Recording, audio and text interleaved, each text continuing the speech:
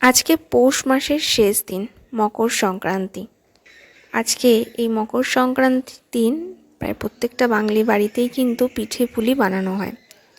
আজকের এই দিনটা শুধু আমাদের এখানেই নয়, সারা ভারতবর্ষেই কোনো না কোনো উৎসব কিন্তু সেলিব্রেট হচ্ছে। কোথায় লোহড়ি হচ্ছে, কোথাও পোঙ্গল হচ্ছে, কোথাও বিহু উৎসব।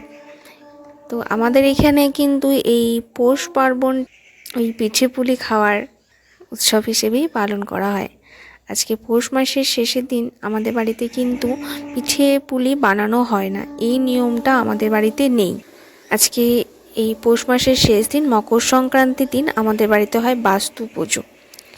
বাস্তু পুজো হয়, আমরা যে বাস্তু ভিটেতে থাকি, যে বাস্তুভূমিতে আমরা থাকি, বছরের একদিন সেই বাস্তুভূমিকে পুজো করা হয় এবং সেই বাস্তুভূমির উদ্দেশ্যে ভোগ অর্পণ করা হয়।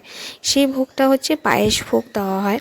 ছোটো থেকে দেখে আসছি এই পায়েস ভোগকে বাস্তুভূমির উদ্দেশ্যে ভোগ দেওয়া হয় এবং বাস্তু পুজো করা হয়। এই রীতি আমাদের বাড়িতে চলে আসছে। তো সেই অনুযায়ী আজকে আমাদের বাড়িতে বাস্তু পুজো হচ্ছে। প্রত্যেক বছর হয়, এই বছরও হচ্ছে। মনে পড়ে আছে ছোটোবেলার কথা।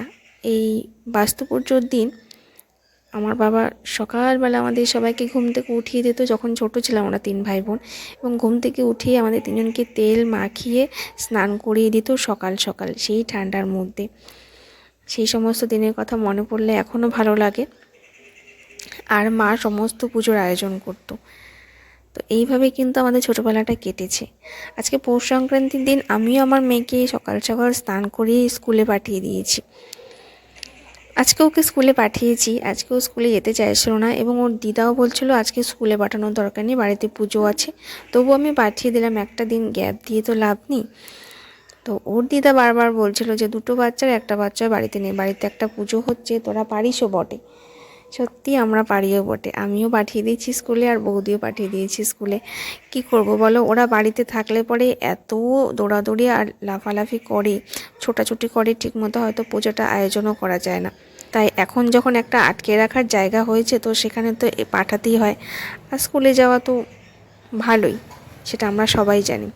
তো মেয়েকে আজকে স্কুলে পাঠিয়ে দিয়েছি। ওকে স্কুলে দিয়ে এসে আজকে আমি পুজো করছি।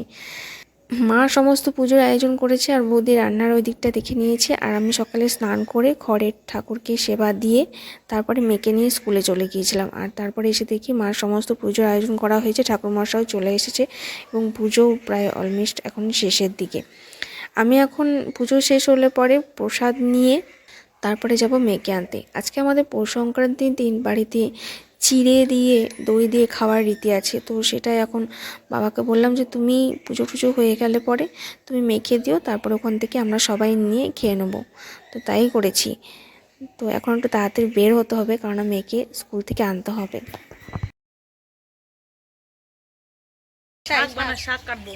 আমাদের আজকে নিরামিষ, নিরামিষ। হ্যালো বন্ধুরা, welcome back to my channel. কেমন আছো তোমরা সবাই? আশা করছি সবাই খুব ভালো আছো, আমিও ভালো আছি। আজকে পৌষ সংক্রান্তি, আর পৌষ সংক্রান্তির জন্য বাড়িতে পুজো হলো বাস্তু পুজো। এই বান্ধবী মুন্নি, আমারও বান্ধবী, আমার মেয়েরও বান্ধবী। আমিও মুন্নি ডাকে, আমার মেয়েও মুন্নি ডাকে। ওর মাকে ডাকে মানি। বলছে মুন্নি বাড়ি, চলো মুন্নি বাড়ি চলো।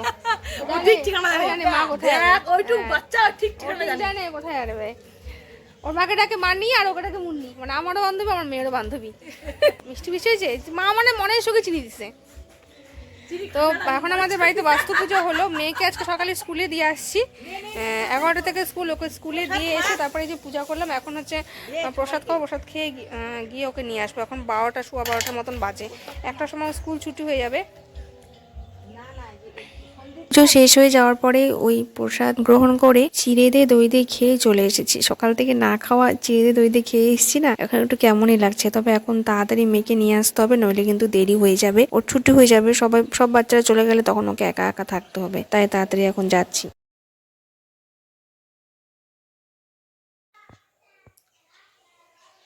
হেই এভরিওয়ান, এখন বাজে 1:30।